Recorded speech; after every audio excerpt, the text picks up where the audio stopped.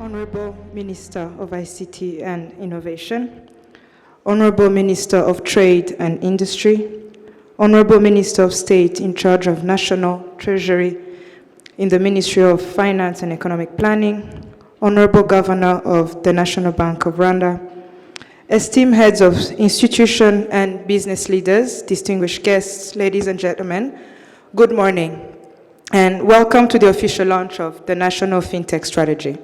I hope you have all enjoyed the demos of different fintechs and innovators. This is a milestone moment towards our country's journey in achieving financial inclusion through technology. My name is 𝗹𝘂𝗶𝘁𝗶𝗵. I'm your host for today. It is my honor to guide you through this exciting launch, which brings together policymakers, industry leaders, innovators, as you've just witnessed, and visionaries who are shaping the future of finance and fintech. In the next few hours, we are going to hear from different policymakers through keynote addresses, business leaders through panel discussions who are going to share how this strategy is helping positioning Rwanda as the fintech hub on the continent. For further details, I invite you to scan the QR code on the agenda. But before we begin our welcoming address, I would like to invite our distinguished guests to basically share with us their thoughts on the strategy for those who have read it online, and also take part on answering just a few questions. If the team can help me share the screen, thank you. So I would like to invite you to scan the QR code. You will see two questions. We would like to hear from you. What are your thoughts on the strategy and what you hope to have with this vision we have to position Rwanda as a fintech hub? So just scan the QR code. If not, you can go on slido.com and input the code there with the hashtag.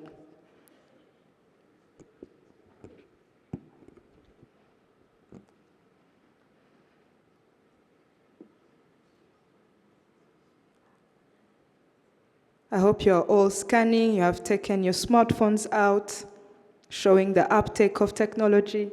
Hope it's going well.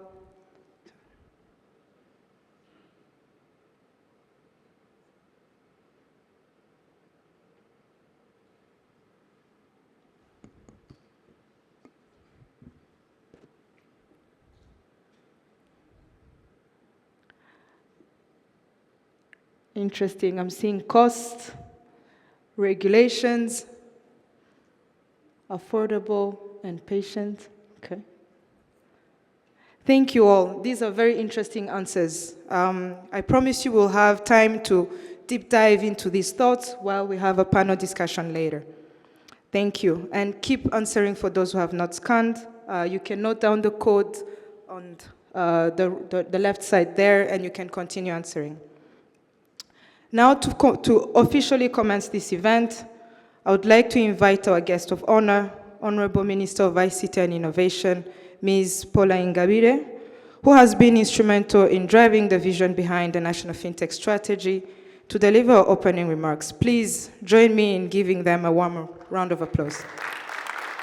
Thank you very much, Leila. Honorable Minister of Trade and Industry, Honorable Minister of State in charge of National Treasury, the Governor of the Central Bank of Rwanda, the Swedish Ambassador, heads of institution, distinguished guests, ladies and gentlemen, good morning. As our MC for the day mentioned, today is a significant milestone for Rwanda, but very particularly for the fintech ecosystem as we launch our national fintech strategy. And for most of us in the room, I think this is beyond just a strategy or a policy document, but it's really a commitment for us as stakeholders in advancing the fintech ecosystem to be a leading hub for Africa. Rwanda's financial technology landscape has experienced remarkable growth over the past decade. As we were going through the different booths and listening to the different solutions, we had about the 75 active fintech players that are within the Rwanda Fintech Association, and that is from 3 registered players in 2014. And with the ambitions of growing this number over the next 5 years to 300 I think that is going to be possible with all the collaboration that I see here in the room. And this growth has also contributed to our financial inclusion rate that has now risen to 96%.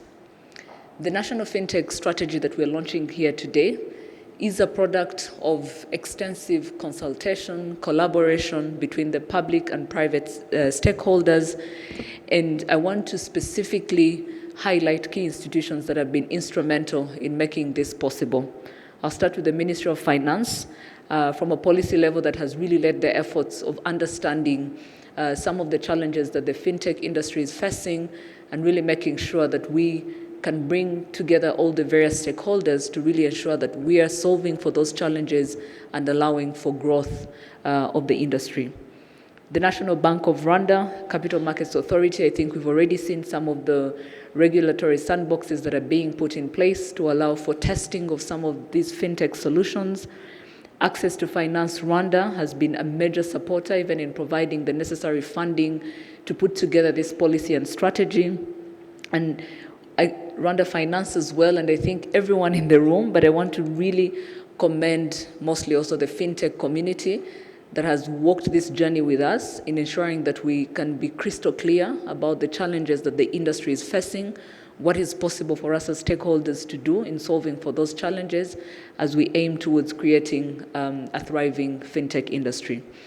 I know we just finished a poll and we looked at the various challenges that the fintech industry is facing here in Rwanda.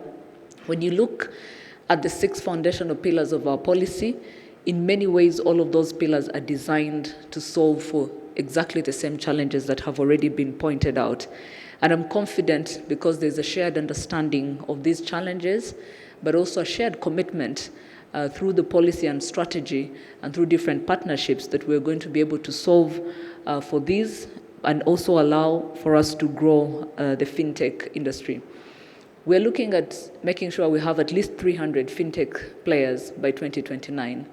But it's not just having fintech companies that are 300 in number, it's also the amount of jobs that they will be able to create, which we envision to be about 7,500 jobs, and we are counting that we can even grow the number beyond that.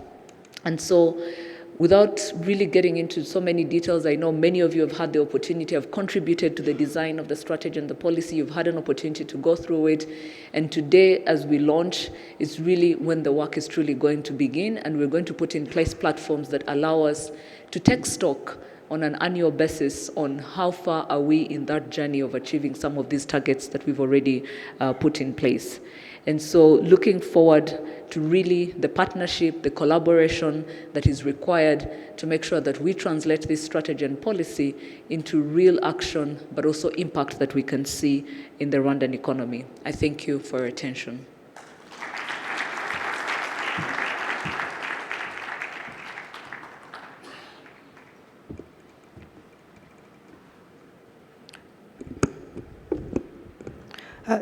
Thank you again, Honorable Minister, for sharing and setting the tone, and most importantly also sharing what we should expect from the strategy. Now it's my privilege to welcome the CEO of Access to Finance Rwanda, a not-for-profit organization for promoting financial inclusion, and of course, as the Minister has mentioned, the leader who has partnered to shape this strategy. Please help me welcome 𝗹𝘂 𝗶𝗶𝗁 his keynote. Honorable Minister of ICT and Innovation, Honorable Minister of Trade and Industry, Honorable State Minister in charge of the National Treasury, Honorable Governor of the National Bank of Rwanda, Your Excellency, the Ambassador of Sweden in Rwanda, Country Director of MasterCard Foundation, senior government officials, development partners, CEOs of financial institutions, CEOs of fintechs, and innovators in the room. The very reason we are here, distinguished guests, a very good morning to you all. Before I go into my remarks, I wanted to share open heart how I feel today and reflecting on the journey we have had. I always tell my funders and partners that I enjoy working with government officials in Rwanda for too many reasons. One is that most government officials, they know what they want. Number two, they make sure that you work together to get it achieved. And they will work with you, support you, and ensure that it is delivered on time. So thank you very much, government officials, for that support. You make our work very easy and our accountability to the partners very easy. Thank you very much. Yes, you deserve a round of applause. I wanted also to say that this has been quite a long journey of having this strategy. And I recall in that spirit of accountability, we met with Minister of ICT one evening, and she said, well, we want the best strategy that can be there in the world, and we want to benchmark the best. And my question was, when you want to benchmark the best, who is that best you want to benchmark? We looked at across the globe which countries have the best fintech strategy, and among them we had Singapore. So we had actually to look for everyone who supported Singapore to have such a strategy and framework for the fintechs to flourish. And we got them because of that push of you, Honorable Minister. So thank you very much for that leadership, but also strategic guidance to achieve what we needed to achieve. Last, open heart. I wanted to say that, or I want to say that it's so rare to see different organizations coming together to support one strategy and in common accord. In that conversation, we said we can't do this without our regulators. You saw the sandbox of the central bank and you saw the sandbox of the Capital Markets Authority. That demonstrates that fintechs have a conducive environment to actually share ideas, but also be supported to have them on the market. And Central Bank and Capital Market Authority came into this journey together with us to actually deliver on this and ensure that all constraints that had been identified are put in the strategy, but also in the plan to ensure that they are addressed over time. Last but not least is Rwanda Finance, championing the Kigali International Financial Center. We debated a lot and say, well, which institution would actually host the secretariat to support the fintechs that are coming in this country and those existing? And Rwanda Finance said, well, that's exactly one of our key goals, because we want actually to have all these players in the market and be supported. From here, they do a proof of concept and expand across Africa, and they are happy to support. And that's how the Secretariat is at Rwanda Finance and supporting all this journey and the implementation of the roadmap that is part of the strategy. So thank you all for all that and being with us all to ensure that we design the strategy, but most importantly, we also implement it. So I want to point out to one key aspect, which is very important, especially for those fintechs that are into pay tech, but also credit, land tech. It's very important that you know that there is an interoperable platform called eCash. I'm sure you have heard of it, that we are all supporting. And it has an open API layer that allows you to integrate. You integrate with them, you have integrated with the entire sector easily, which actually cuts a lot on costs, and then you can innovate. I think the last time I was looking at the numbers, they have already crossed 4 million users And that's quite interesting. So imagine those, if you were to tap into those, assess their behaviors, and start providing services. So that's really an avenue for innovation for the fintech fraternity, which is here. Another aspect which is key also is, I was so glad to see the Rwanda Fintech Association booth. In fact, one of my board members asked whether that was in existence. I said, yes, it's there. So it's good that we have it to actually be closer to you and support. And we are willing to continue supporting the association to achieve what we need to achieve. So allow me to conclude by expressing my gratitude to all the stakeholders we have worked together in this journey, but also appreciate the generous support from the Embassy of Sweden, MasterCard Foundation, and 𝗹𝘂𝗶𝘁𝗶𝗆 Aid that are behind us as AFR to be able to do this interesting work together. So thank you very much, and I thank you for your presence and wish you very fruitful discussions.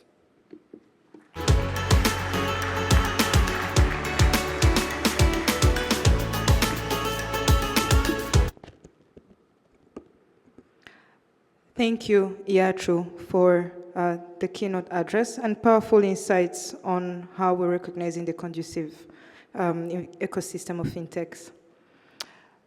Now, distinguished guests, ladies and gentlemen, the moment we have all been waiting for, or here for, the unveiling of the National Fintech Strategy. Join me in welcoming our key partners. I'll invite them to come here in front so that we can unveil the strategy. I'll start with Honorable Minister of ICT and Innovation, Ms. 𝗶𝗁 𝗶𝗶𝗆. Please. Next will be the Minister of State in charge of National Treasury, Mr. 𝗵𝗂𝗁𝗶𝗆. Please join us. And next will be Honorable Governor, National Bank of Rwanda, Mr. 𝗹𝘂𝗻𝗵𝗃. Please join us. And next will be the CEO of Access to Finance Rwanda, 𝗹𝘂 Jean-Bosco.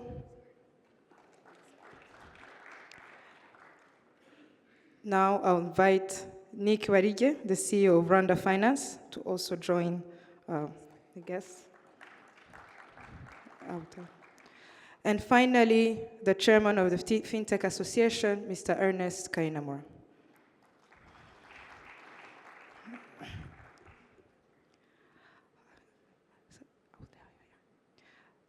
Distinguished guests, I'm going to ask you to scan the QR code.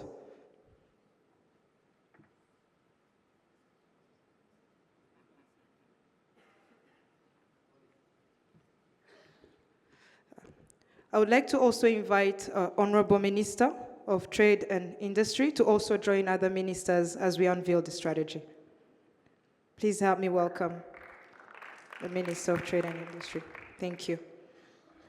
Honorable ministers, heads of institution, governor, we're going to scan the QR code. I like that you did that already with your phones and unveil the strategy to everyone. Thank you. And the strategy is officially launched. Let's give a round of applause.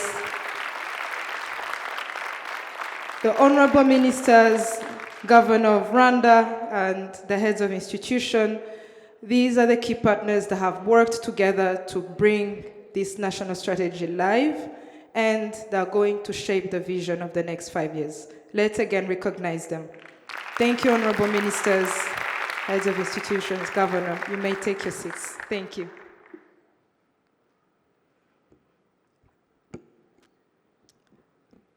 And now we'll have 2 more keynote addresses before we deep dive into a panel discussion. It's now my honor to invite Honorable Governor of National Bank of Rwanda to deliver his keynote address, Mr. 𝗹𝘂𝗻𝗵𝗃, who's been leading and fostering innovation in the financial sector. Welcome, Governor John.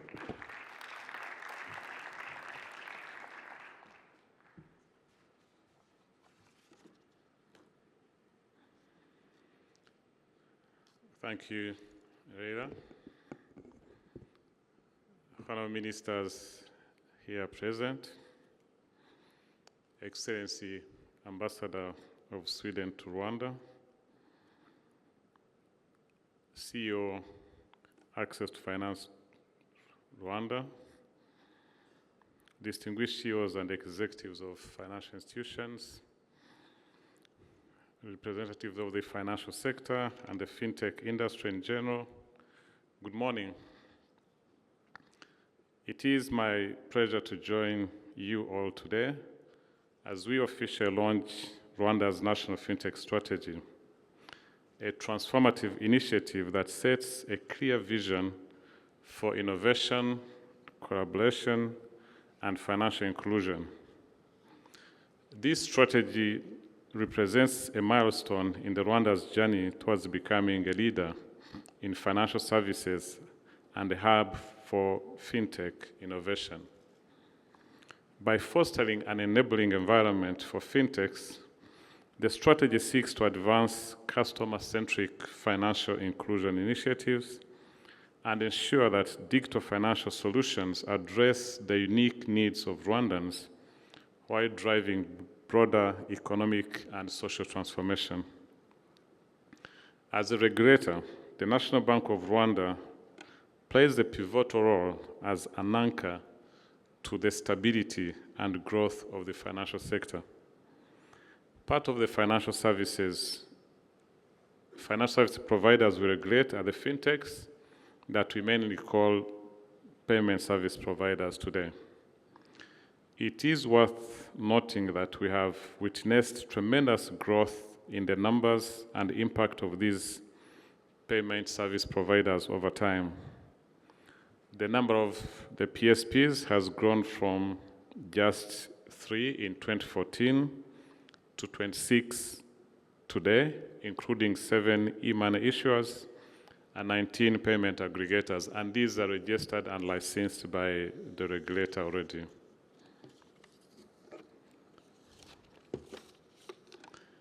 These PSPs haven't just grown in numbers only, but they have been at the forefront of Rwanda's progress in financial inclusion, one of the country's most compelling success stories. As you all know, and as earlier said by the minister, in 2008, the formal financial inclusion in Rwanda stood at just 21%. And the numbers today have grown, and the formal financial access to formal financial services, as shown by FinScope 2024, has grown from the 21% in 2008 to 92% in 2024. These strides are reflective of the power of strategic partnerships and technological innovation, placing fintechs at the heart of this progress. Fintechs, especially mobile money, has proven its transformative potential and the driver of the exponential growth in access to financial services we've just had, with 77% of Rwandans having access and active on mobile money financial services.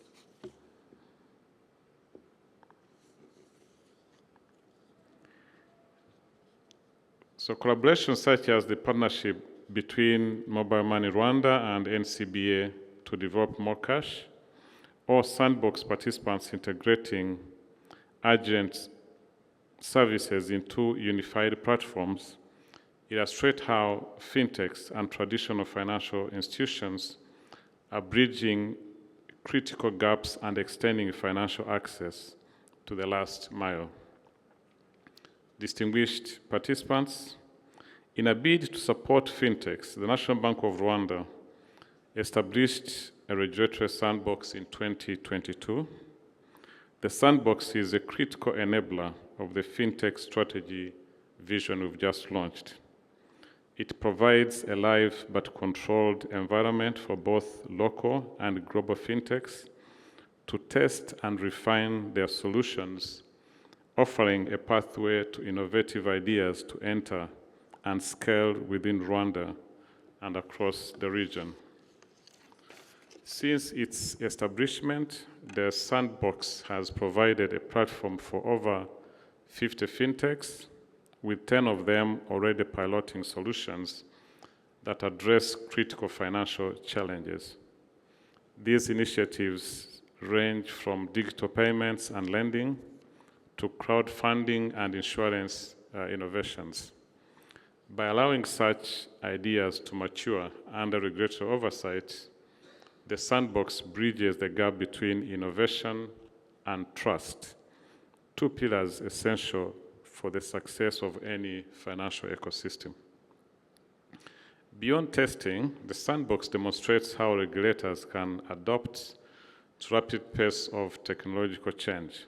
Initiatives like the introduction of tiered licensing systems and leveraging non-deposit-taking financial service providers to accommodate services like digital lending and crowdfunding reflect the National Bank of Rwanda's agility and commitment to fostering innovation without compromising financial stability and consumer protection.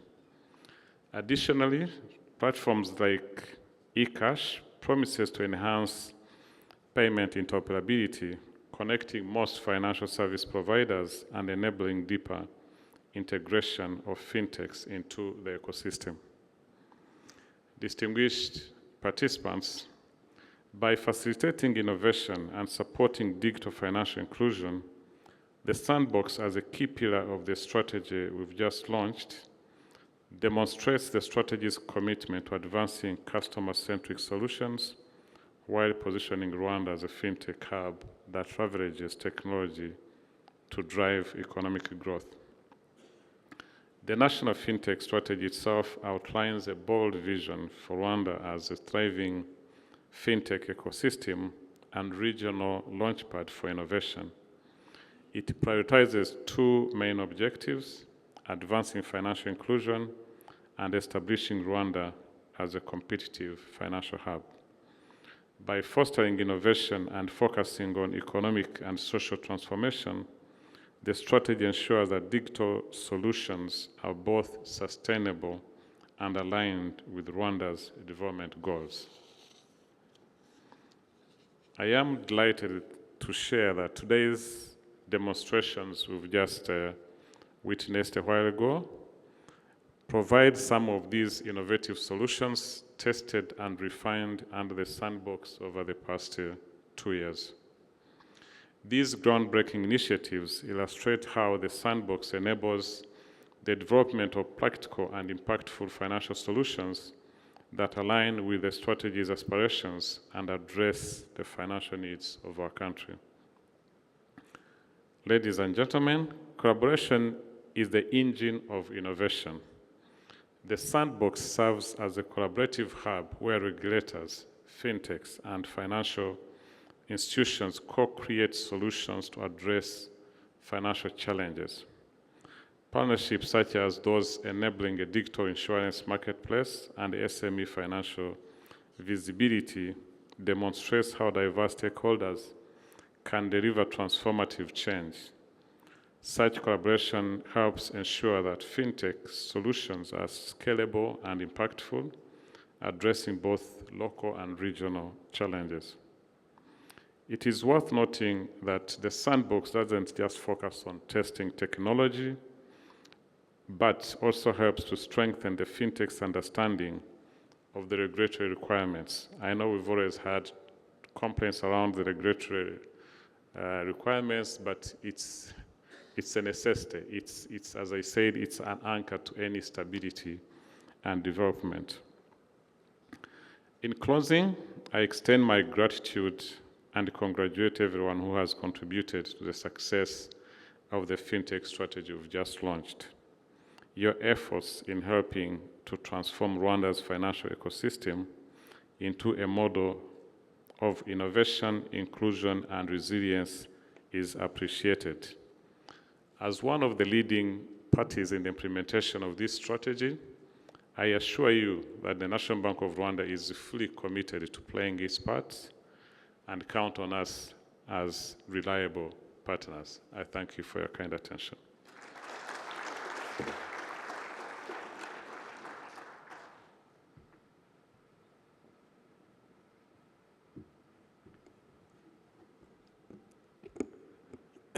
Thank you, Honorable Governor, for the insight keynote address, and noting particularly on how the growing PSPs, how we have seen a growing number of PSPs for the last 10 years, and also noting down that collaboration is key.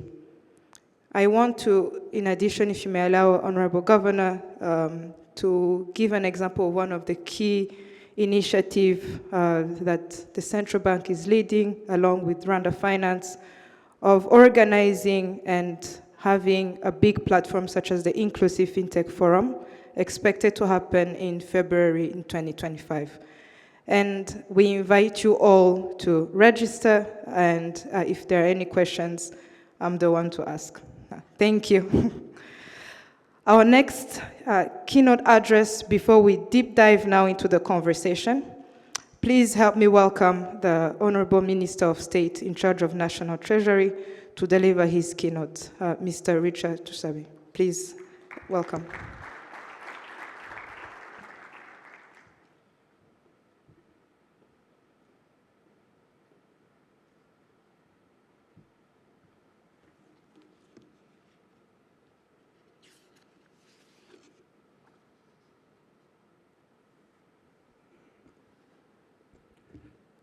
Ministers present, Ambassador of Sweden in Rwanda, Honorable Governor of National Bank of Rwanda, development partners, CEOs and MDs of financial institutions, distinguished guests, ladies and gentlemen, good morning.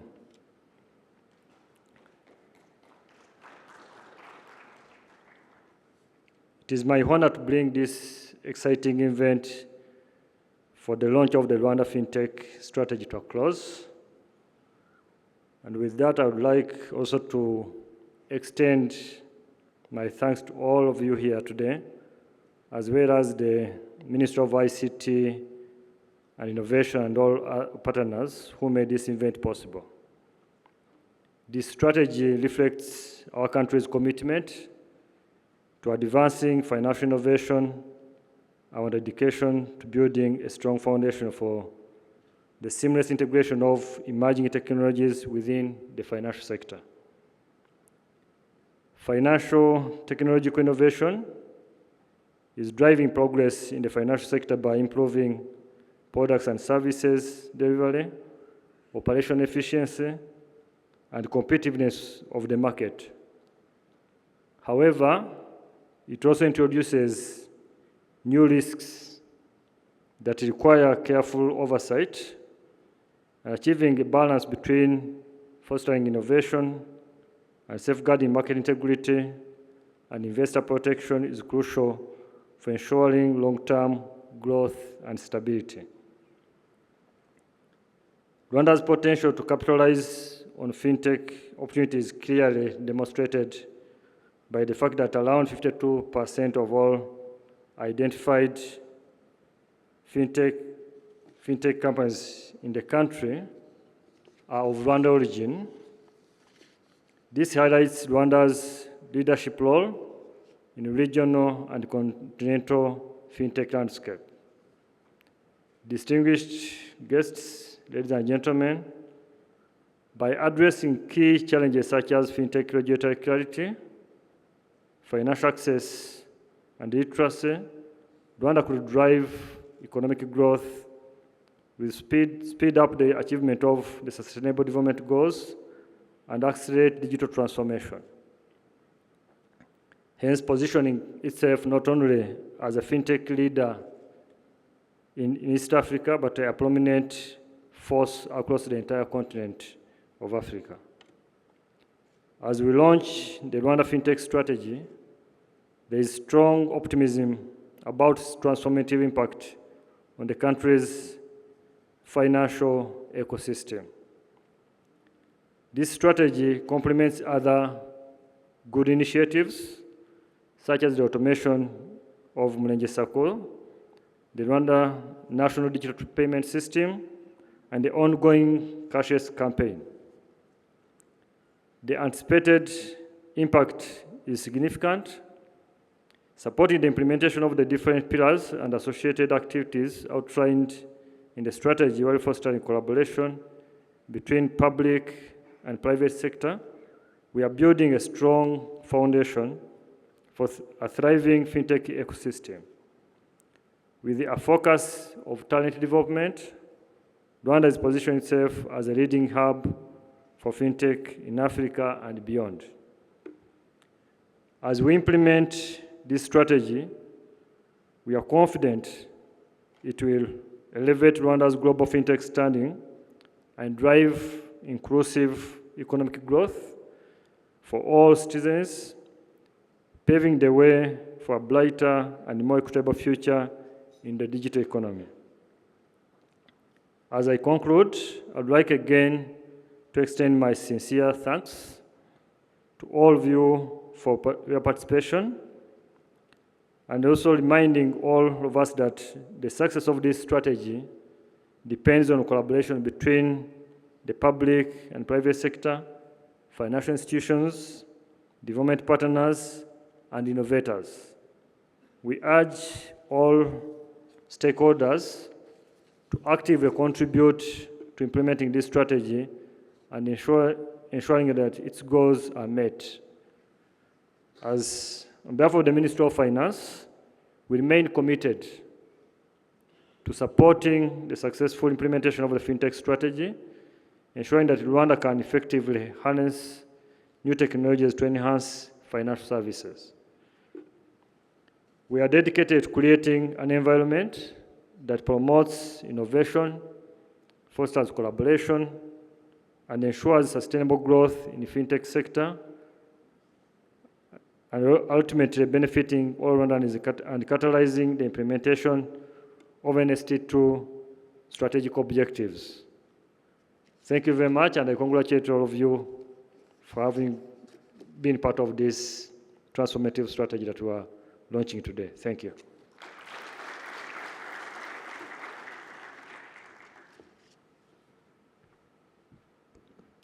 Thank you, Honorable Minister 𝗡𝗁𝗂 𝗶𝗶.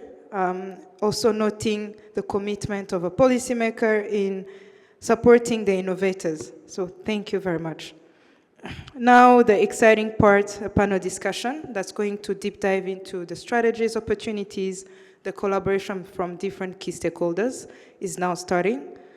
Allow me to welcome 𝗹𝘂𝗁𝗂, my colleague, the head of Digital Financial Services and Market Infrastructure at Access to Finance Rwanda, who's going to be leading the panel. Charles, please join us. Thank you.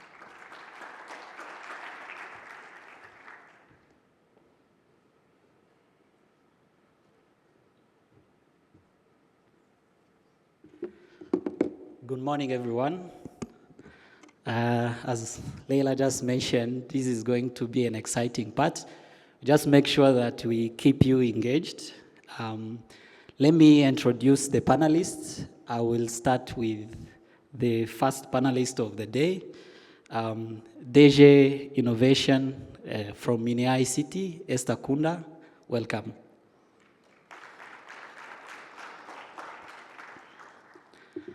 I'll go with the second panelist of the day. She's a Chief Strategy from Rwanda Finance, or 𝗓𝗂, 𝗓𝘂. Welcome.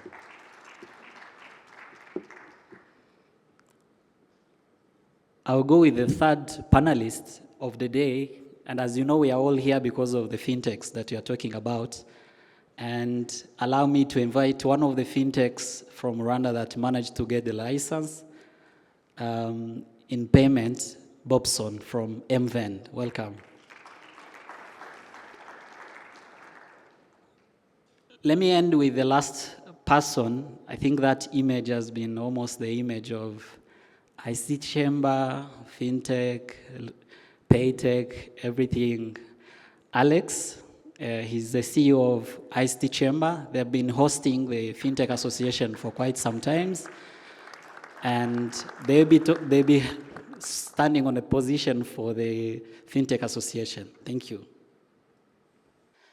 So allow me to start with some few questions that we are trying to see today, the launch of the Fintech strategy. And one of the things that we are aiming to is to establish Rwanda as a launchpad for fintech in the region, but also in Africa. And the aim that was even showcased in the video says that we want to be the first country in Africa to lead on that, and being in the top 30 on the world level. I want to ask you, Esther, you being the custodian of the fintech strategy and now leading this whole journey, and the implementation is coming for the next 5 years, how are you facilitating the fintech to find home in Rwanda? Those that are locally made, but also those ones that are coming from outside, maybe through KFC and different other collaboration. And also, how are you helping the local fintechs to grow, to reach to the region in terms of that? The question goes to Esther. Thank you very much, 𝗡𝘁𝗶. Good morning, everyone. I think to start, I'll echo to what honorable ministers, Governor, and as well as the CEO of AFR talked about. This has been a long journey to get to this fintech strategy, but I think today is the right time to launch it, because I think there's so much work that has been done over the last 3 years. The growth we've seen in the ecosystem is very, very big. In terms of Rwanda being a launch pad, in Africa, a couple of years back, there was estimated about 570 fintech companies that were registered on the continent. Now if we are saying that we want to have 300 companies, it's a very ambitious target, but it's also an achievable target. One that includes how do we make sure that our Rwandan innovators actually have the platform and the capability to build strong, innovative companies, fintech companies. Second, how do we attract either the ones that are already in operation to come and be based here in Rwanda, or the ones that are being born, how do we go around that? And as you know, Rwanda has been a proof of concept country for some time now. I think now we have the art of how do you start in Rwanda, how do you go out. We've managed to understand and provide that environment. Very specific to fintech, one of the main differentiating factor is going to be how fast we can compete on the regulatory level. Some other countries are competing on saying, can we license a company in 40 days?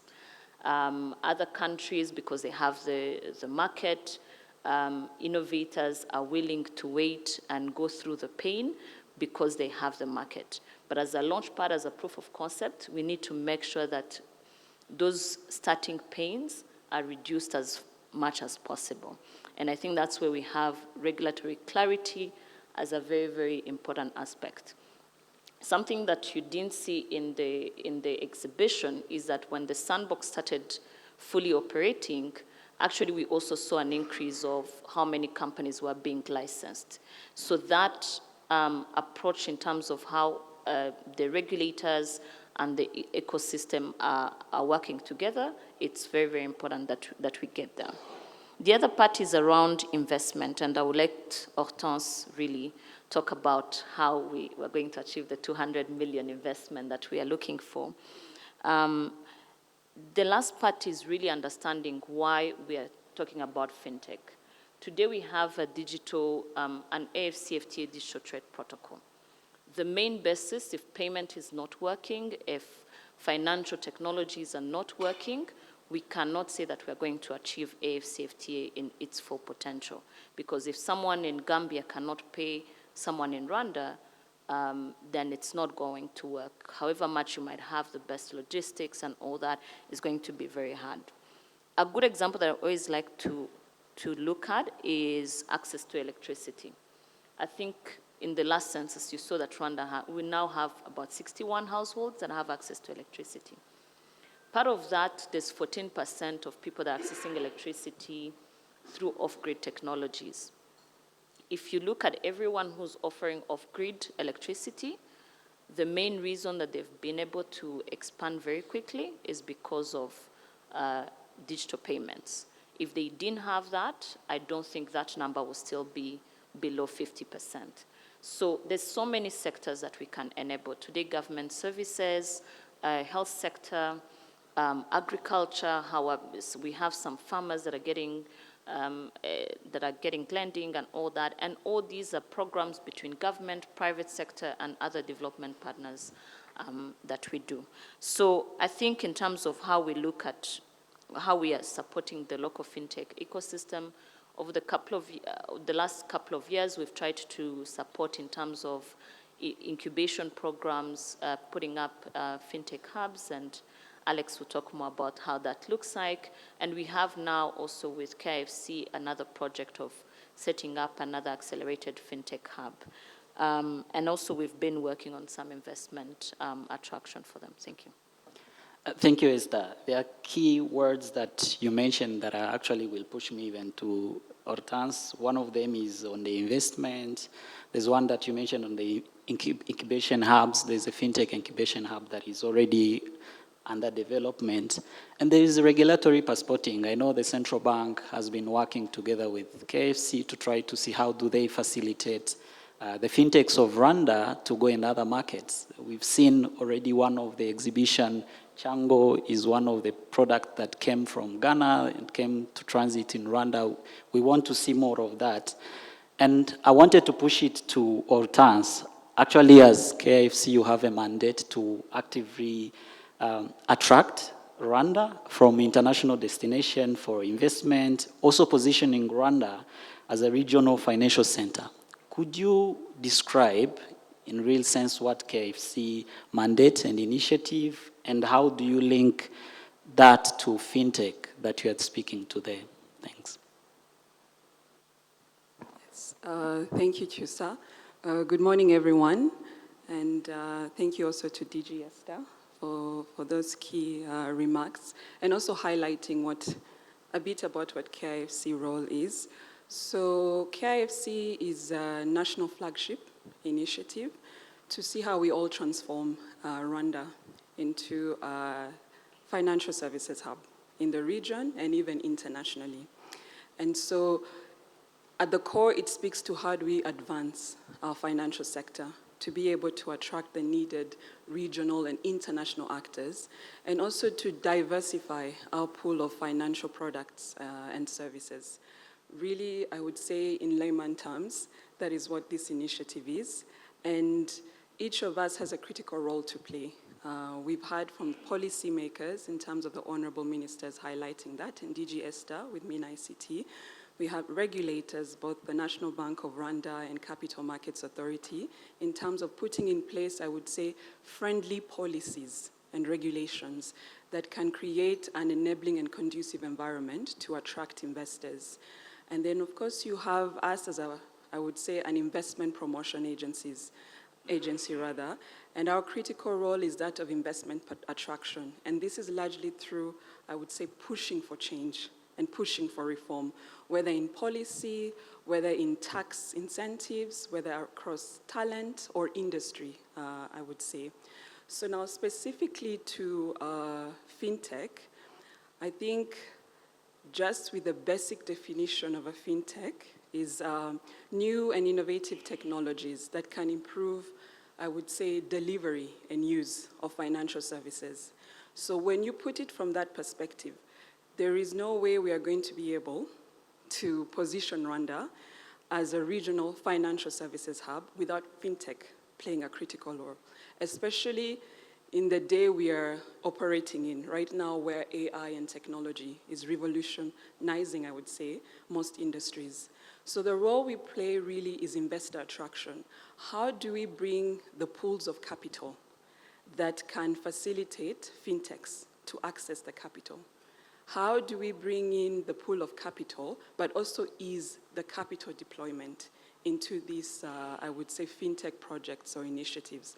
So that's the role of Rwanda Finance as the investment promotion agency. And how we go about that, I think, has been touched upon. Policy reform. How do we push for more regulations and tax incentives? We have done that in terms of investment structuring.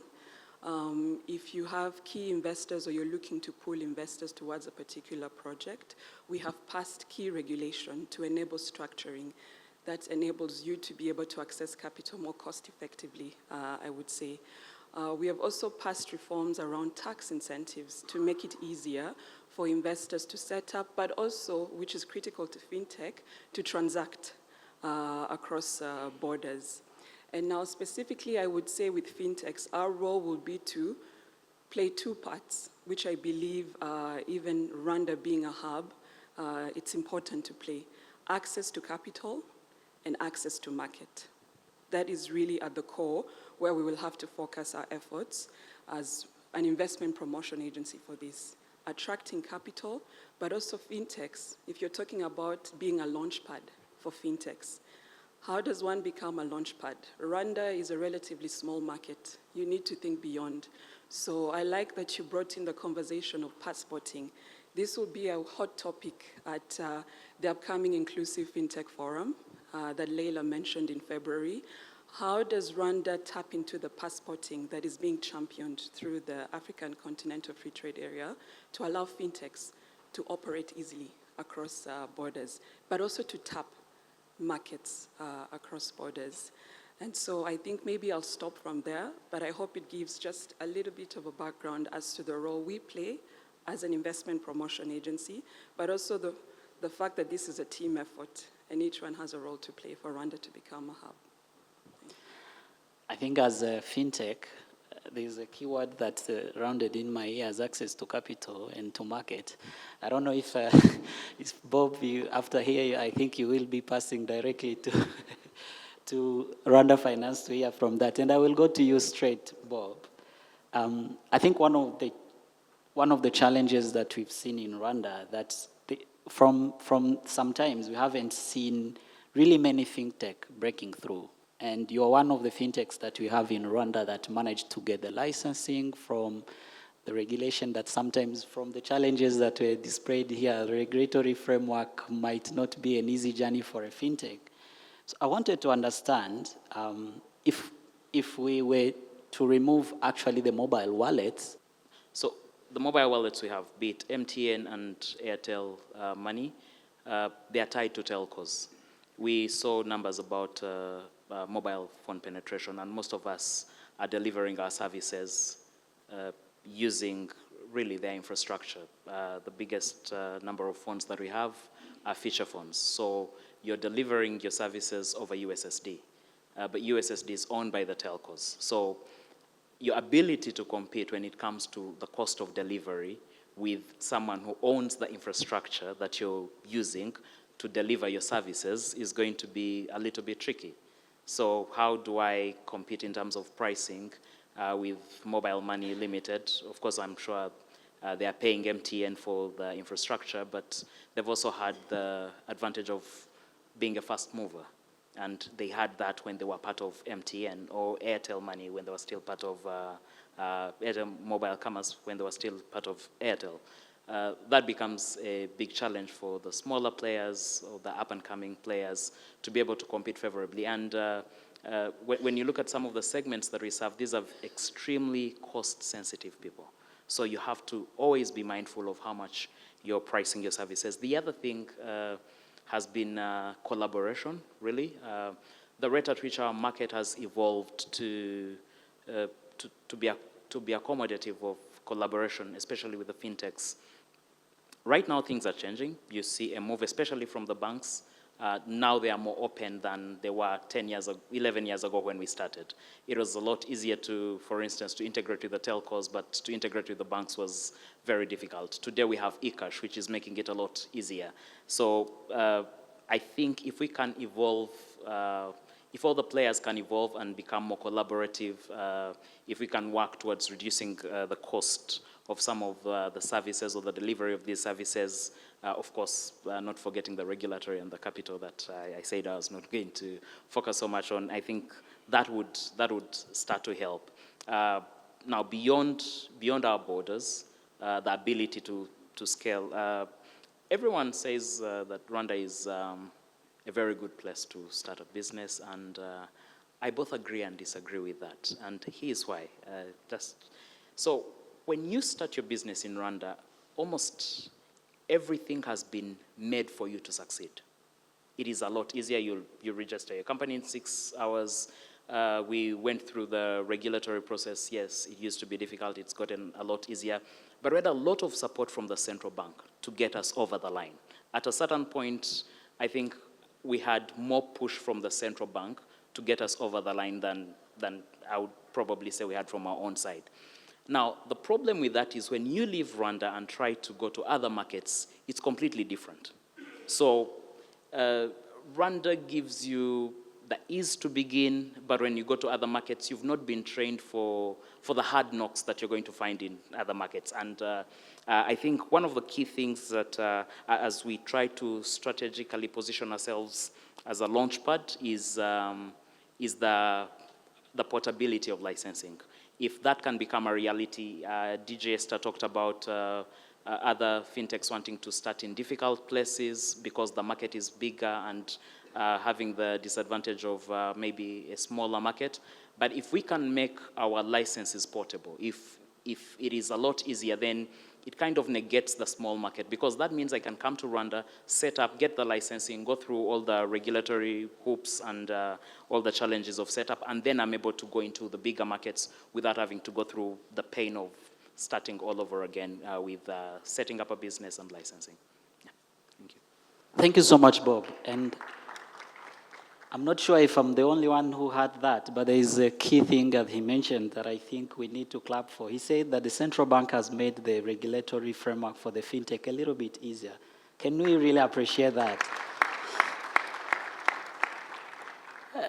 And actually, we have different CEOs from the bank perspective that I think you also said that they are actually opening up a little bit from that. I want to push the question to Alex, coming from 𝗡𝘁𝗶𝗵, but who hosted the Fintech Association for quite some time. I think there is a journey already to make the Fintech Association be independent and so on.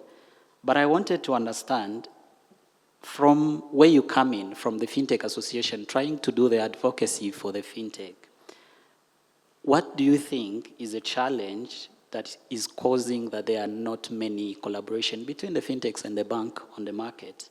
And how do you think should be addressed to really see more collaboration that is coming from the providers on the banking side, but also the fintech, so that they can help them to benefit to scale in the market? Thank you very much. I think today we'll celebrate the central bank. And so unanimously, and thank you for all the support. And for me, I'm coming from 2 points. One, yes, what Bobson touched about, but also the fact that there is a dedicated innovation office at the central bank. That is, I think, a first among government institutions. I don't know any other one that has this setup. And what that... Yeah. And that, the message that's sent is that we are open. Yes, we've had you. 11 years ago, as Bobson was talking, was saying, it was hard because we're discussing things and we're on different lines. I remember Honorable Governor giving us a number of meetings with some of the fintechs. We go there, sit, present, and come back, and the fintechs are like, oh, the back and forth, I can't handle it, I'm moving to something else. Now, it's clear, there is regulatory certainty. You know that if you're not regulated or if there's not a license fit for you, at least you can go through the sandbox process. But back to your question on where is the challenge, or why is there very few? But we also need to recognize that there are some that are working with fintechs. Bobson on my left here is already working with some banks, and so is Exas and several others. But I want to push a little bit further that to an extent, even as you correctly said, we've been hosting the Fintech Association. It's always been and mostly been about paytech. And it's understandable because we all go into business to trade, to sell, to get paid, and to make payments. So with that, basically the most obvious thing is payments. But fintech, as we've seen in the strategy, is beyond paytech. And I think we need to double click on that and emphasize that. There's been frameworks that have been opened up to show that, okay, insurtech is also coming up. You have now embedded fintech. And I read a quote recently that every fintech, every business is going to end up becoming a fintech. And why is that? Because of embedding fintech in the solutions. So 𝗡𝗂𝗁, who is providing an SME solution for accounting and for point of sale, can layer a loan over that.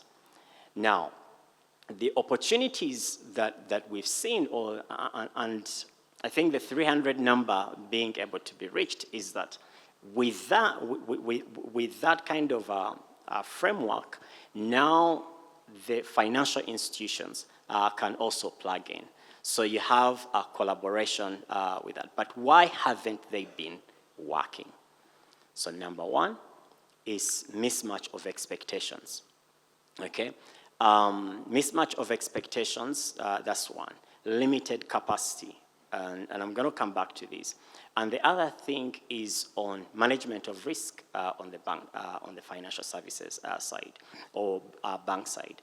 And where is that coming from? I'm sitting with a new banker recently, a techie that joined the financial industry, and he said, now I understand financial services, because they're about risk management.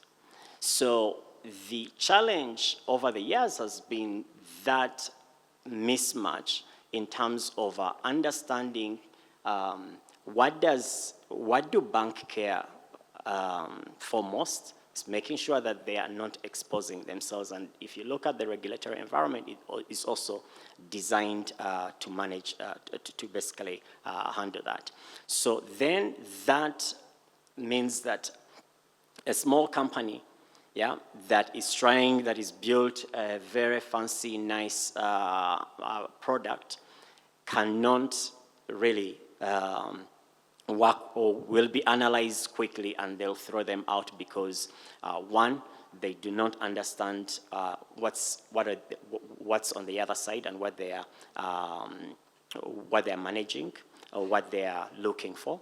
And on this other side, the frustration has been, they keep bouncing me, they're asking me for the same things that the regulator is asking me. So we see that is changing because there's more growth now. There's more depth coming in the financial, in the tech sector from the financial services as well. So yeah, mismatch, limited capacity. Limited capacity is also a function of domain knowledge by the ICT sector that tend to come up with the fintech solutions. And lastly, on the mismatch of expectations, I expect that they should be able to see this, obviously, that I'm going to draw them, I'm going to bring them customers. But on the other side, for them, they're looking at this and saying, does he have a risk management office? Does he have this? Does he have this? There's several things that they are trying to contract for that I don't have. Now, where are the solutions? I'm just going to wrap through that. To say the strategy helps us because there are certain elements that have been mentioned. There are sandboxes. The regulatory one is the first one. But we're also now discussing technical sandboxes with some of the players. But we've also seen, I think Bobson touched it, the eCash. The ICT chamber is working with 𝗓𝘗switch, or is partnered with 𝗓𝘗switch as an anchor company. Yeah, and this is really what, how we're looking at it, that distribution is the biggest challenge for any innovator. And on the other side, sometimes, not all the time, but for our environment, innovation is the biggest challenge for the incumbents. So how do we join these so that we create that bridge that enables that to happen? And again, I'm going to ask for the corporates that are here, the model we're doing with 𝗹𝘂 as an anchor company to lift and to support the upcoming fintechs that may not have the muscle to go and negotiate with the big banks or with the big other financial institutions, insurance companies, and so on, that they now can really get some kind of backup. So if you're out there, we're not only looking at fintech, we're also looking at other. As you've heard, every business is literally going to become a fintech business, just like every business is becoming a technology business. Thank you so much, Alex. And I think the question of having the 300 fintechs is a key question that I think will be something that Esther will be working on. I just want to run quickly through the last question so that we can close the panel. Briefly, I will jump back to Hortense, just briefly. The 𝗂𝘶 has been given the Fintech Secretariat role throughout the implementation of the Fintech strategy. I just wanted to know, what should Fintech expect? Bobson has said some of the challenges, but the good and opportunity that has been there for quite some time. Alex has reiterated the same. We just want to understand from the Fintech Secretariat hosts as a 𝗂𝘶, what should the Fintechs expect?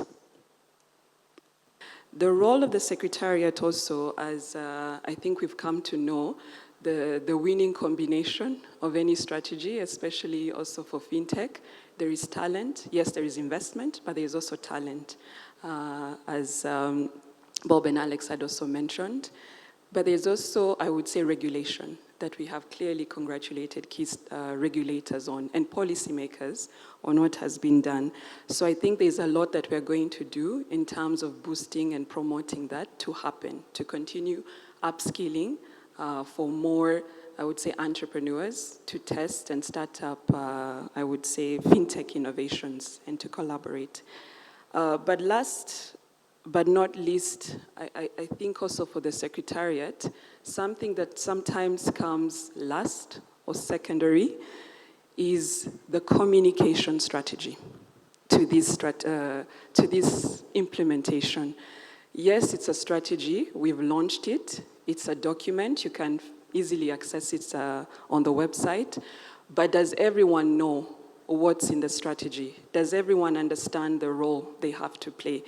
Do we have a holistic and common messaging in terms of when we say Rwanda wants to become a launchpad for fintechs, what does that mean? So that anyone in Rwanda, in Nigeria, out of Africa can say, oh yes, Rwanda is known for this, and this is where I want to go. So I think there will also be a critical role the Secretariat to play in being able to develop a holistic communication strategy to allow us now to market Rwanda to these fintechs and investors we're looking to attract. Thank you. Thank you so much. And actually, I will push straight from that you're trying to push for this fintech. I'll go back to Bobson. Also, briefly, there's one thing that people, they still claiming that there is no investor-ready fintechs that we have on the market. I'm not sure if 𝗹𝘂 is one of them. You will tell us, but the thing is, what should be done really to support the fintechs in Rwanda to be investor-ready? Thank you, Chusa. I think what we need to start by doing is redefine what investment-ready is, really. We've been here, we have, for the last 11 years, we have cash flows, we are bankable. In fact, we've been using bank money to build thus far. The problem is when people talk about investment-ready fintechs, they're using, or companies in general, they're using a scorecard that was built for Silicon Valley. Okay, so can we have a scorecard built for that understands the realities of building companies in Rwanda, in the region, and then we use that and see whether we'll not be able to find investment-ready companies? That is one. The other thing is let's have funds that de-risk some of the companies and fintechs that already exist, because one of the challenges that we faced raising capital is the fact that we are quote-unquote too old. So Yes, I actually didn't know that would be a problem. I thought if you've survived for long, that actually shows that you're a going concern, like the accountants call it, but sometimes that is also a problem. So how do we de-risk the older companies based on the fact that we know the realities of building in this part of the world, and then see whether they'll not be able to attract more investment from the funds that have a different scorecard for investment ready.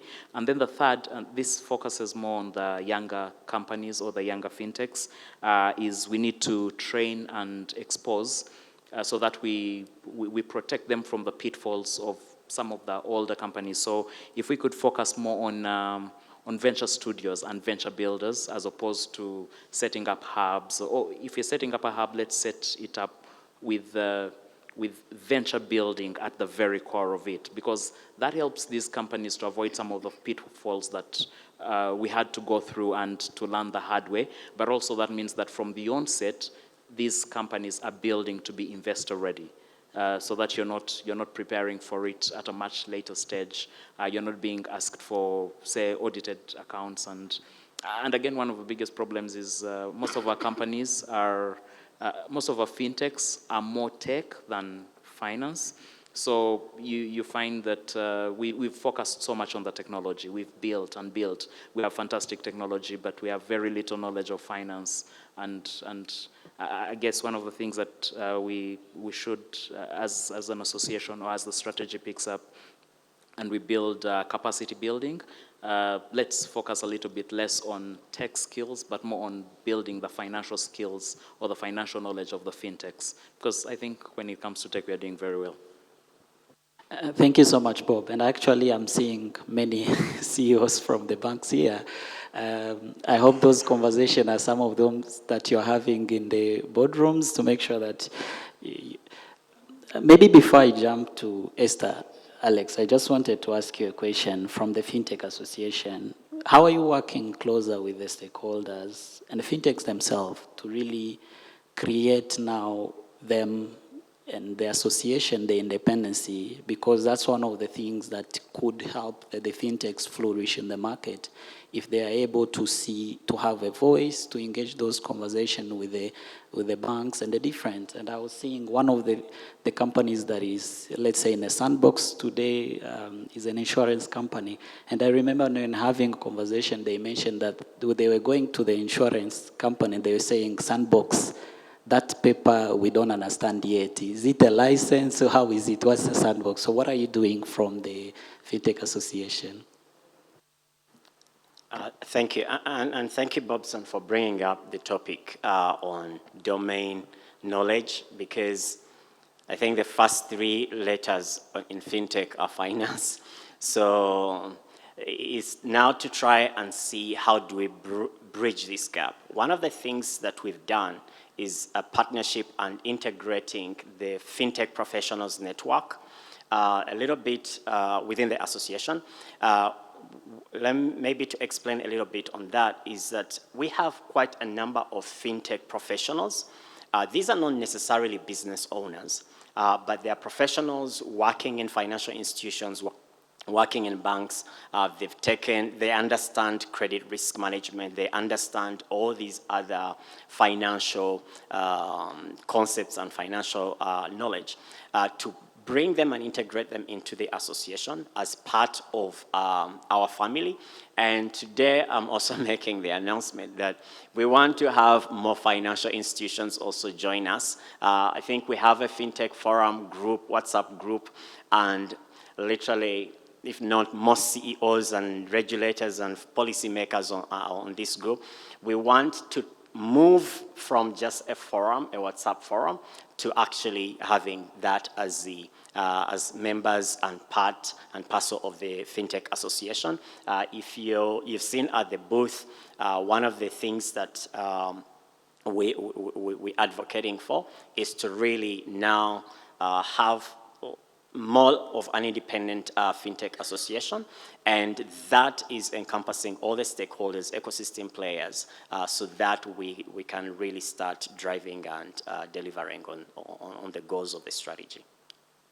Thank you so much, Alex. And I want to wrap up with the last question to Esther, before we can see one or two questions from the audience.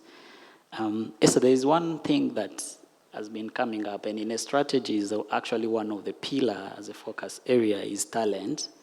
And that talent in terms of the fintech is not, it's something that is taken sometimes, but some other times it's not really well elaborated. And one of the things that I wanted to understand from you, as a custodian of the strategy, as a Ministry of ICT, what are you doing maybe in the cup of this whole journey of the fintech strategy to accelerate the talent development in terms of the fintech, and also to ensure that we have sustainability? All these fintechs that will be coming through KFC, through the passporting, when they reach in Rwanda, they find that we have fintech skills that are scaled within the providers that we have on the market.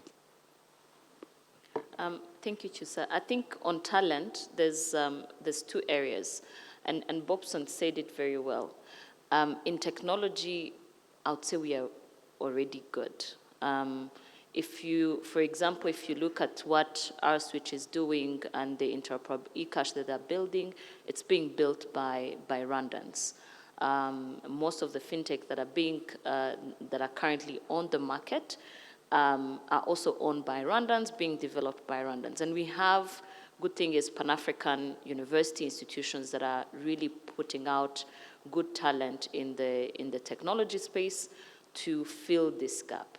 But I think where we still have a very big gap is when the financial tech professionals really also become very interested in fintech. For example, with KFC, there's a very strong emphasis on, there's a very big program on financial professionals who are going to be trained and upskilled. But also we want to see people who are working in the banking sector, in traditional insurance companies. How do you start thinking about business modeling, customer service using technology, right? Because as we say, fintech is financial technology at the end of the day. So one of the key things is one on those training programs, and we hope to continue working with KFC to understand how we can grow that. But also even within different financial institutions, how do we grow that segment? In terms of, there's another big segment on financial literacy, especially for the larger population. I think that's where we've also brought the platform of 𝗏𝘁𝗶𝘁 Cashless, where we go around the country, one, as open awareness campaigns, but now we're being very specific on different sectors. Whether it's in education, how do we reach out on individual schools to try and campaign, really, and to train them on what digital payments can support them. In cooperatives, because as we know, we have most of Rwandans are really operating within cooperative settings. And we've seen we've seen, for example, this platform, this 𝗏𝘁𝗶𝘁 Cashless campaign and platform, we're combining, bringing digital ambassadors to every district, every level, at umurenge level and all that, to ensure that the education is at that level. But also, we provide that platform for every financial institution and every fintech to come along. How do you come and actually ugasanga umuturage aho ari, right? I think it has been very tremendous to see how fast we can get people to understand the need for this, because one, the ease of this technology and solutions is very, very important. Most financial institutions and fintech companies already have digital products, but that awareness is not yet there. And we believe those combination of those two platforms can really help. Thank you so much, Esther. And we will end with that question. I just want to give one or two questions, actually one question from the audience, but I will ask myself to the fintechs. I was hearing everyone is talking about the collaboration with the banks. Actually, I asked myself, we recently had the Honorable Governor mentioning the automation of SACCOs. June 2025, all the SACCOs will be now integrated at the cooperative level. I was wondering, why no fintech targeting the SACCOs? Isn't that also another niche that should come very soon?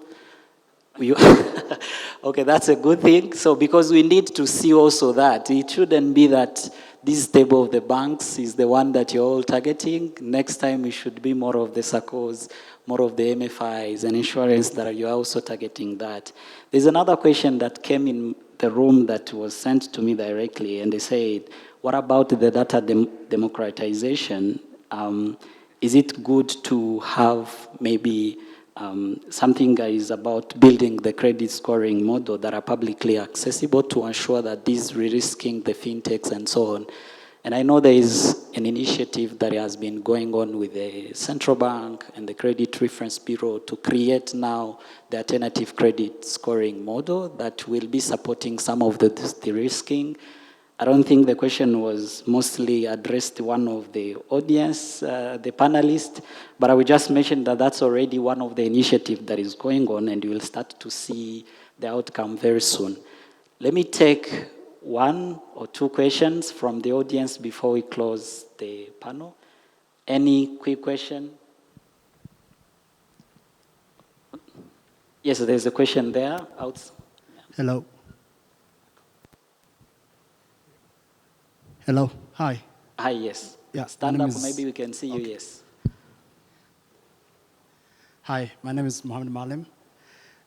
My question goes to Esther. So my question is with regards to data localization and privacy. For smaller fintechs that actually need to localize the data but don't have the capacity to invest in infrastructure, are there any policies or incentives with regards to data center investments in the country? Thank you. In terms of data localization, so our data privacy and protection law is very clear on how that is done. Today, financial services are among the critical sectors where we're trying as much as possible to have all the data localized. But then if you work with the Data Protection Office, and depending on how you structure your architecture, your technical infrastructure, some of the aspect, whether you're doing the processing outside, but then having the core data and the personal data right here in Rwanda, but you can also work in ensuring that if you have a robust infrastructure, you work with the Data Protection Office to have that clearance to host outside. There's provision in the law for that. Thank you, Esther. I think there was another question on the back. Yes. Good morning. My question is to the financial literacy element. It seems like a very general issue for businesses looking to access finance is their ability, whether it's fintech or in any other space, their ability to communicate their financial position, their understanding of financial reports, their ability to confidently and competently convince funders that their entity is a worthwhile destination for funds. And this seems to be a common problem across the board. And of course, there are a lot of actors like ourselves who are addressing this issue on an individual basis. Is there any objective, any plan, any directive to address this on a more national level? If funders require, I think one of the panelists mentioned audited finances, and yet business owners aren't comfortable with finance in general, but also don't keep credible records, generally speaking, don't necessarily have the impetus to stand in front of funders to talk about how the businesses have performed in the past and how they expect their businesses to perform in the future based on past performance. If this is an issue that's affecting all of us, is there any approach that we're using to address this for all entrepreneurs across the board? I think I really understand the concern. Yes, there's a lot of activities and a lot of work going around financial literacy, but I think where the gap is, you touched it a little bit, alluding to company financial reporting and so on. I think we need to also structure it in such a way that we're able to differentiate the different types of financial literacy, because even with the SMEs, when we talk about it, most of the time we're referring to individual financial literacy. Do I know savings as an individual? Do I know credit as an individual? And although that is important, I feel there's more need, there's a lot of need, especially for SMEs and for businesses, and really designing programs or whatever modeling we need to do to make sure that the financial literacy is actually holistic across the board. And this, for me, I think, may not necessarily sit with only one institution. KIFC is definitely well placed in driving that agenda. From a fintech point of view, there's some work we are doing within the hubs, as Esther touched earlier, because we've seen it with the startups that we work with, whether they're fintech startups or other startups, not being able to articulate the type of funding that they need, not being able to understand the instrument that will work best for them. Is it equity that I need? Is it debt that I need? Can I support debt before I go looking for equity? Bobson mentioned that they've built their business using bank money, so they were able to get credit. So, but that, I think, is a general problem, and we need to find a way, all institutions from RDB to KIFC and everyone else. Otherwise, we are going to just build a one-sided market that won't work. Maybe Chusa can add one thing. In terms of what Irene was talking about, when our entrepreneurship ecosystem, because when we start, most of our entrepreneurs are super young. Most of them, it's their first job, it's their first initiative that they're getting at. So one, they've not gone through payroll, so they've never been paid and see where their payee is going or their RSSB. So they're starting with an idea and the technical side of it and building the actual ecosystem of what a company is. That's what we hope all our entrepreneurship support organizations are going to should continue to build on them. For example, BPN has a very strong program around that. 𝗶𝘁𝗶𝗶 has a very strong program around that, on how do you support SMEs to build that infrastructure around your idea and how do you make it a sustainable enterprise, whether you're in technology or not in any of the realm. One of the key issues also in terms of licensing, actually, that most fintech companies have had to work on is around governance, right? The first issue is, do you have a board? Do you know how to appoint a board? What is the relationship of the board with you as a founder, and how you do shares with your co-founders?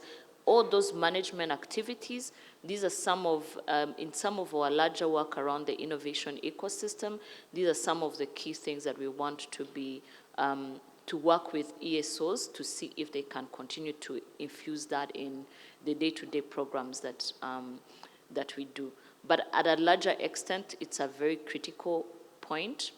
The other part, as Alex was saying, is knowing what investment are you looking for.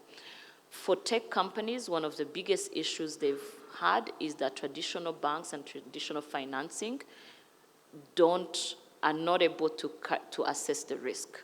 So you can't just be like, I'm a software company until you get to a certain point and say at the starting point, you go to a financial institution and you get a loan because you have your laptop, but everyone else, when they have inventory, they have land, or they're a farmer, they have land, they can provide collateral. So all these elements, for example, in the tech sector, has been things that we are trying to address on as we continue to grow. So when we see institutions starting to adopt technology, then there's this effect, network effect on the other institutions or other elements that continue to be built. Thank you. Thank you so much, panelists. I want to thank everyone. I want to thank the honorable ministers, CEOs, to really give us your time. Thank you so much. Thank you so much, panelists, for making it.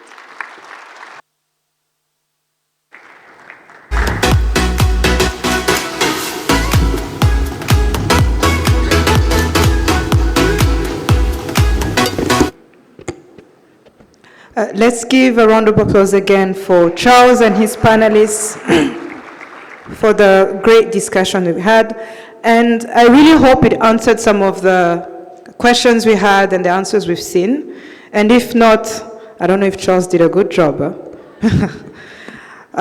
So before I invite the CEO of Access Finance Rwanda to deliver his closing remarks, we would like to have a group photo from the key partners. If I may invite Honorable Minister Paula, Honorable Minister Richard, Honorable Governor John, as well as the CEOs and Minister of Trade and Industry to come for a group photo, please.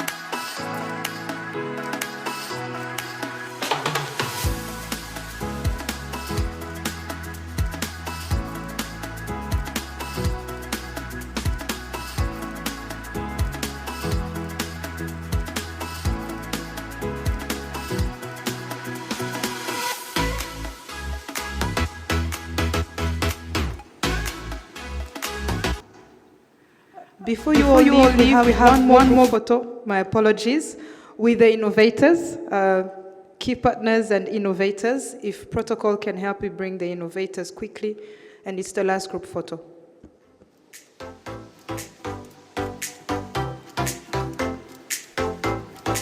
And finally a balance. Woman, innovator.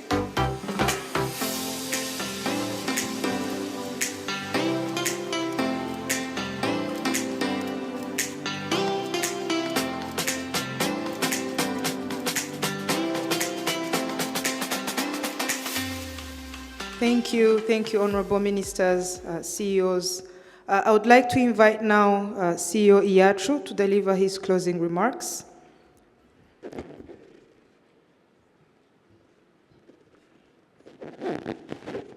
Thank you very much, Leila. No long speech, please. Just, I wanted to say thank you to all of you for coming and joining us for the launch of the national strategy for fintechs development. And probably summarize a bit, what I've heard here is really clear commitment from the different stakeholders to support implementation, which is very key. Otherwise, we would be having a document in the shelves and without any traction, and then market won't change. I've had collaboration and synergies between all of us to support implementation of the 6 thematic areas that are clearly outlined in the strategy. I've heard that, yes, we have fintech, but it shouldn't be techfin, and we should ensure that we have a clear knowledge and mastery of technology, but also financial aspects, and business management. I was reminded by Honorable Governor that we need to master all the 3 if we want to see change. Indeed, on that aspect, I want to urge really our innovators to mirror what we see at Silicon Valley. I've never seen at Silicon Valley any innovation with one founder. I've checked. Most of them, they have co-founders, and all the co-founders bring value on the table. One is into tech, another is into, go-to-market strategy, another is on the business side, finance and so on. Everyone brings something on the table. So let's partner, Africans. It's very important. The last one, allow me to bring a close to this first part of the launch and allow our senior government officials and private sector players to go and certainly take care of other tasks that are waiting for them. But I want you to stay tuned because we have another interesting session here after around the sandbox pitches. And I wish you a very good day. Thank you very much.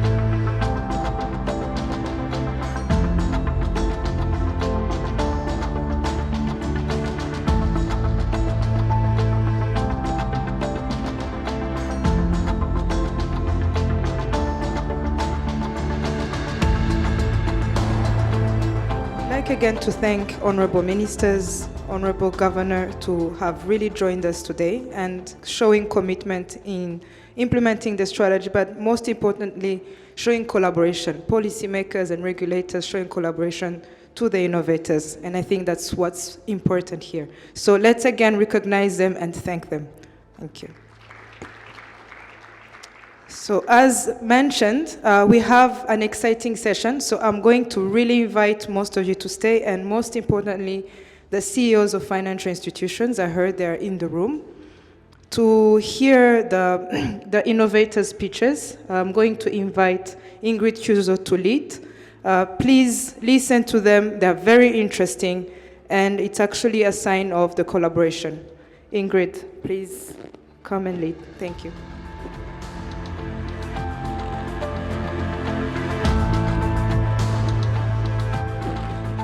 Thank you all for staying for the last mile of today's program. I remember one of my leaders once cautioned me not to build Ferrari roads if we have no Ferraris to drive on them. And I'm very happy that today, as we launch this amazing road, the fintech strategy that is going to drive the sector for the next couple of years, we also have some innovations to showcase. These demos are we are going to see 3 demos only, and they're going just to give you a hint of what is happening in the sector. They are just a sneak peek. As the governor mentioned in his remarks, the BNR Sandbox started 2 years ago, and we have received over 50 innovators, 10 of which are currently testing their solutions, and only 3 of which are going to show you what they are doing today. So now let's get started with the first pitch of the day. We'll be hearing from Rwanda Telecenter Network, presenting their solution 𝗡𝘁𝗓𝗏. Before we dive into the pitch, let's watch a 2-minute introductory video, followed by a very short pitch. Thank you.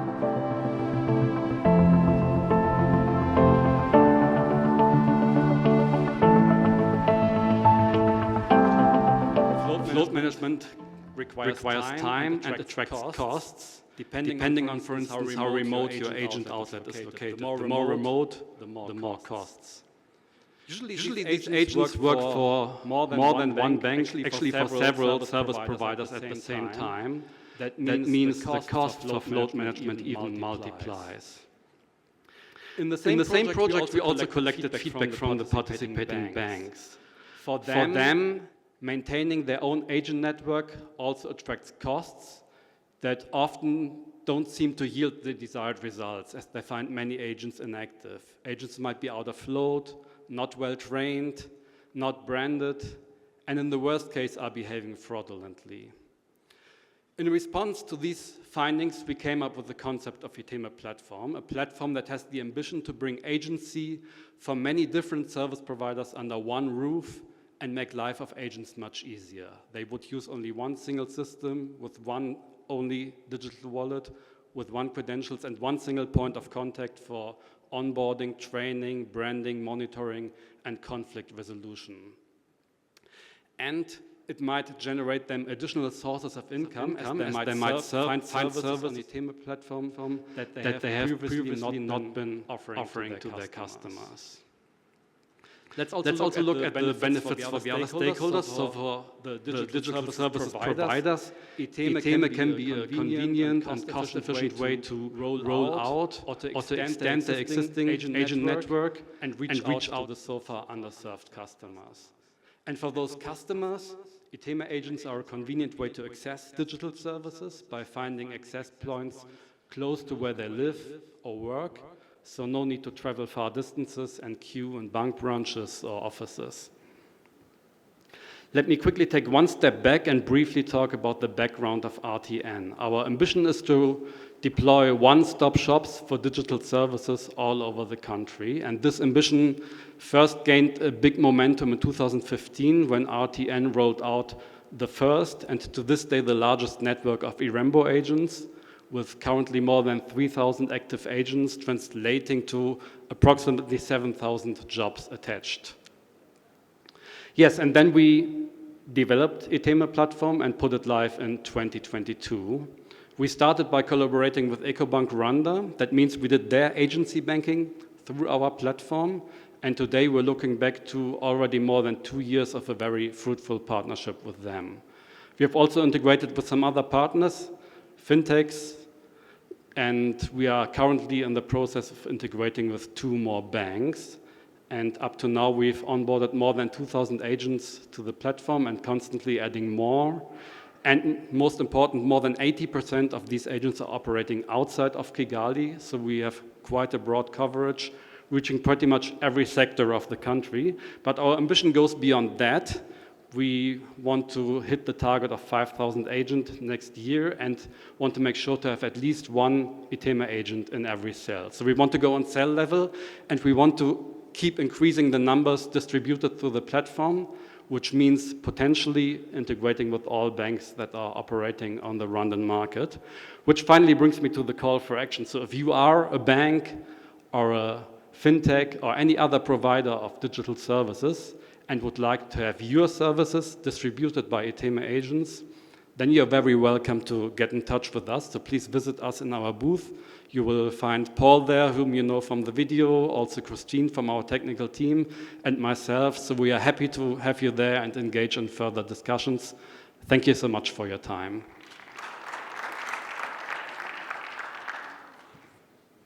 Thank you very much, Oliver.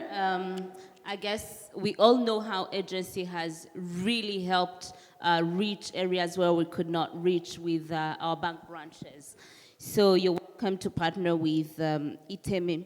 So next up, we have a unique solution, which is an insurtech solution. 𝗶𝘁𝗁 is on a mission to make purchasing insurance as easy as ordering a cup of coffee, well, where there are no queues, and you're doing it maybe on 𝗶𝘂𝗶𝘆.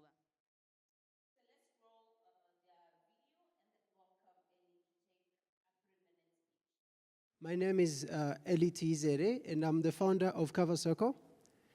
And we want to tell you about the first insurtech in Rwanda. And we are very dedicated to make insurance services available online. While every other industry and sector has had magnificent progress in the digital space, insurance has always been lagging behind. We are making insurance simpler, accessible, and inclusive to all Rwandans. And the problem we're trying to solve is to solve the problem of less than 2% insurance penetration in Rwanda. And we have a lack of simplified and digital accessibility insurance services. And we have products that are one size fits all. And the other one, which is bigger, is that we have a big low and middle class population that remains uninsured. Our solution is this digital marketplace for insurance that focuses on online access to insurance services, but also has embedded insurance capabilities, whereby we enable non-insurance businesses to actually offer insurance as value-added service to their daily offerings. The other one is the intermediary platform, which the other agent was talking about, empowering distributors with advanced tools. Here we're talking about insurance agents and insurance brokers. The other one is APIs. We want to be able to integrate with other players and stakeholders. With the API technologies, we could integrate with banks, fintechs, and other partners, and who knows, maybe governments as well, the government of Rwanda as well. The benefits of this is digital accessibility, granting data, digital accessibility 24/7, simplicity and efficiency, whereby we focus on the automation of all these manual processes and to prevent fraud. And the last one is valuable data and insights that helps develop better products and to improve pricing and to make insurance services more affordable. The projected growth is that by December 2025, which is next year, we want to have at least 50 non-insurance stakeholders embedding insurance in their daily offerings. The other one is having at least 80% of all purchased insurance acquired through the digital platforms that we are providing. It's a big milestone. It's not the milestone of the government, it's a milestone of 𝗶𝘁𝗶, because we are going to base this on partners such as yourselves. The other one is by December 2027, we want to launch the first digital micro insurance fund for low and middle income communities. And by December 2028, we want to have at least 100% increase on the annual number of insurance buyers. We would like to invite all of you to come and join us as we drive this change and digital milestone forward. We want to partner with insurance companies, brokers, and agents. We invite banks to integrate with us, fintechs to embed insurance in their daily offerings. We also call upon investors and innovators. The truth is, we have so much support from the National Bank, and we are testing the digital marketplace for insurance, and we cannot drive this whole thing alone. We would like you to join us, and as we make this successful. Thank you very much for your attention, and we look forward to chat. Our booth is behind there, and we're willing to interact further. Thank you very much. Thank you very much. Insurance is one of those areas where we really need innovation and technology to take us away from the desperate 2% insurance penetration. Last but not certainly least, we are going to have 𝗂𝘂𝗁. 𝗂𝘂𝗁 brings a valuable solution for SME financing. So if you're in the room and you are a lender, so you are a bank, or not even a bank, you are a non-bank that does lending with your own capital, 𝗂𝘂𝗁 allows you to have the right data for risk assessment.